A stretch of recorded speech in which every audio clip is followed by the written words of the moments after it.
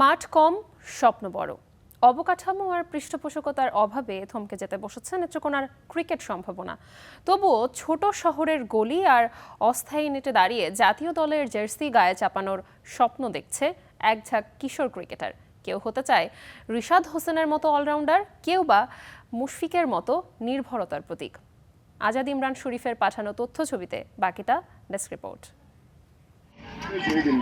মাত্র ১২ বছর বয়স, সপ্তম শ্রেণীতে পড়ুয়া ফুয়াদ কবিরের হাতেই যেন ঘুরে বেড়ায় ভবিষ্যতের স্বপ্ন। রাইট আর্ম লেগ স্পিনে একের পর এক বল করে যাচ্ছে সে। নেটে অনুশীলনের সময় তার চোখে মুখে আত্মবিশ্বাস, আর বলের লাইন লেন্থে ফুটে ওঠে পরিশ্রমের ছাপ। বড় হয়ে জাতীয় দলের ক্রিকেটার রিশাদ হোসেনের মতো অলরাউন্ডার হতে চায় ফুয়াদ।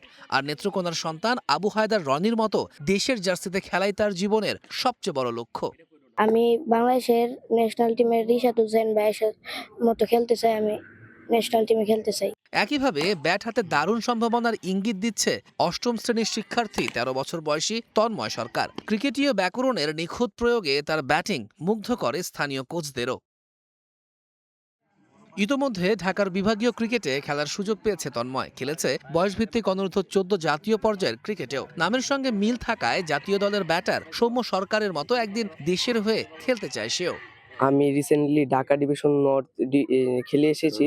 আমি ন্যাশনাল টিমের সৌম্য সরকার ভাইয়ের মতো আমি খেলতে চাই। তবে প্রতিভার এই পথটা মোটেও সহজ নয়। নেত্রকোনা জেলা ক্রিকেট দলের কোচের কণ্ঠে উঠে আসে হতাশা আর আক্ষেপের গল্প। তারা গিয়া সবসময় কোচ পায় না। কোচ না থাকার কারণে তারা পর্যাপ্ত প্র্যাকটিসটা করতে পারছে না। তারা নিজেরা করছে, কিন্তু রাইট যে প্র্যাকটিসটা এটা তারা পাচ্ছে না। ক্রিকেটে ইনডোর থাকলে আমরা সারা বছর প্র্যাকটিসটা চালিয়ে যেতাম। অন্য কান্ট্রিগুলা বা অন্য এই ডিস্ট্রিক্টেই ইনডোরের সুবিধা আছে বা মাঠ ফ্যাসিলিটিস বেশি আছে। তো আমাদের এই কাঠামোগত আমরা অনেক ক্রিকেটে পিছিয়ে আছি। জেলা ক্রীড়া সংস্থার সদস্য প্রীতম সোহাগ জানান, জেলার ক্রিকেটের ভঙ্গুর অবস্থা কাটিয়ে উঠতে কাজ চলছে। তবে শুধুমাত্র স্থানীয়দের উদ্যোগে নয়, প্রয়োজন জাতীয় ক্রীড়া সংস্থার সক্রিয় সহযোগিতা ও দীর্ঘমেয়াদী পরিকল্পনা। এখানে যদি আমরা খুব বড় পরিমাণে কোনো কিছু করতে চাই, তাহলে এখানে বিসিবির বা জাতীয় ক্রীড়া পরিদপ্তর বা ক্রীড়া পরিষদের বড় ধরনের কোনো একটা উদ্যোগ নিতে হবে। তারা যদি সেভাবে সচেষ্ট হয়, তাহলে এখানে ভালো কিছু করা সম্ভব হবে। প্রতিভা আছে স্বপ্ন, শুধু প্রয়োজন সঠিক সুযোগ আর যত্নের। অবহেলিত মাঠের ধুলো মেখে নেত্রকোনার কিশোররা আজও লাল সবুজের জার্সি গায়ে দেশের প্রতিনিধিত্ব করার স্বপ্ন বুনছে। তৌহিদুল ইসলাম, স্টার প্লে। দর্শক, এই বিষয়ে আলোচনা করতে আমাদের সঙ্গে যুক্ত হবেন নেত্রকোনা থেকে জেলা ক্রীড়া সংস্থার সদস্য প্রীতম সোহাগ।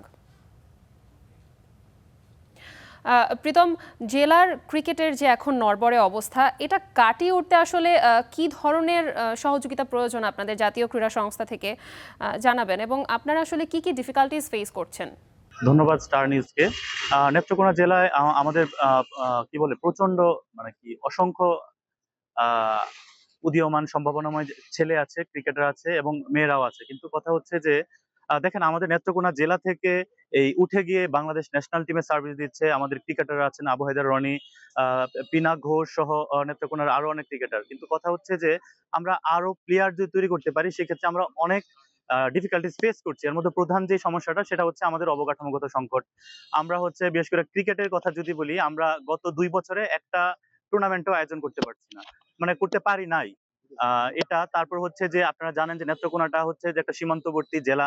তো এখানে বৃষ্টির পরিমাণ অনেক বেশি। আমাদের ক্রিকেট যারা প্র্যাকটিস করে তারা আসলে সেই মতো এই বৃষ্টির কারণে মাঠে প্র্যাকটিসটা করতে পারে না। এখানে ইনডোর ফ্যাসিলিটিস নিয়ে অনেক প্রবলেম রয়েছে। তারপর নারী ক্রিকেটের ক্ষেত্রে নেত্রকোনা জেলায় যদি একজন নারী কোচ নিয়োগ দেওয়া যেত, তাহলে আমাদের নারী ক্রিকেটটাও ভালো হতো। আর যারা আমাদের নেত্রকোনার মানুষের কিংবা নেত্রকোনা অঞ্চলের মানুষের যে আর্থিক অবস্থা, এটাও ততটা ভালো না, যেটা আসলে প্রভাব পড়ে এই ক্রীড়াঙ্গনের ক্ষেত্রেও। সুতরাং এই ক্ষেত্রে যদি আমাদের যে ছেলেরা খেলাধুলা করতে আসে, ক্রিকেট, ফুটবল, তো সেই জায়গায় যদি তাদেরকে একটু পৃষ্ঠপোষকতা করা যেত কিংবা একটু ভাতার ব্যবস্থা করা যেত, তাহলেও খুব ভালো হতো। আর আমাদের নেত্রকোনায় আরো বড় সমস্যা সেটা হচ্ছে স্টেডিয়াম। আমাদের নেত্রকোনা জেলায় স্টেডিয়াম একটাই, এবং এই একটার ভেতরেই সকল ধরনের খেলা আয়োজন করতে হয়। জানেন যে যদি ক্রিকেটের একটা পিচ বড় একটা ম্যাটার, এখন একটা ফুটবল টুর্নামেন্ট হওয়ার পরে দেখা যায় 2-3 মাস সেখানে কোনো খেলাই দেওয়া যায় না।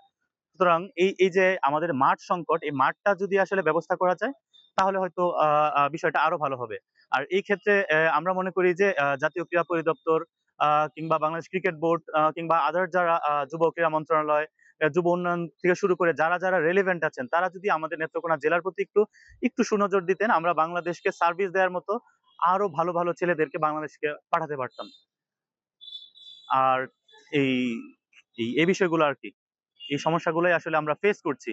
তো মেইনলি হচ্ছে আমাদের মাঠ সংকট, তারপর যেটা বললাম যে জি প্রীতম, আপনারা আসলে এই বিষয় গুলো নিয়ে জাতীয় ক্রীড়া সংস্থার সাথে আপনাদের এন্ড থেকে যোগাযোগ করার চেষ্টা করেছিলেন কিনা? নেত্রকোনা জেলা চ্যাম্পিয়ন হয়েছে ময়মনসিংহ এই বিভাগীয় অঞ্চলে, কিন্তু কষ্ট হচ্ছে আমাদের এখান থেকে যে কিছু ছেলে উঠে যায় ভালো জায়গায়, দুর্দান্ত পারফর্ম করে, কিন্তু তারা যখন খেলতে যায় পরবর্তী ডিভিশনাল বা অন্যান্য জায়গায়, মানে কি একটা যেন কি বলে এটা, কোনো কারণ ছাড়াই তারা কিভাবে যে আসলে বাদ করে যায়, তারা ম্যাচ পায় না কোনো ধরনের নিজেরা, তারপর এলাকায় এসে তারা অনেকটা ডিমোটিভেটেড হয়ে যায়, অন্যদেরকেও তারা এই কথাগুলা বলে, অন্যরা তারপর হচ্ছে একটু মানে কি নিরুৎসাহ বোধ করে। সুতরাং এইরকম যে বিষয়গুলা যেগুলো আছে, যেগুলা ক্রীড়ার সাথে আসলে যায় না, তো সেই বিষয়গুলা যদি সুন্দরভাবে সমাধান করা যায় তাহলে হচ্ছে নেত্রকোনা জেলার ক্রীড়াঙ্গন আরো সুন্দর হবে।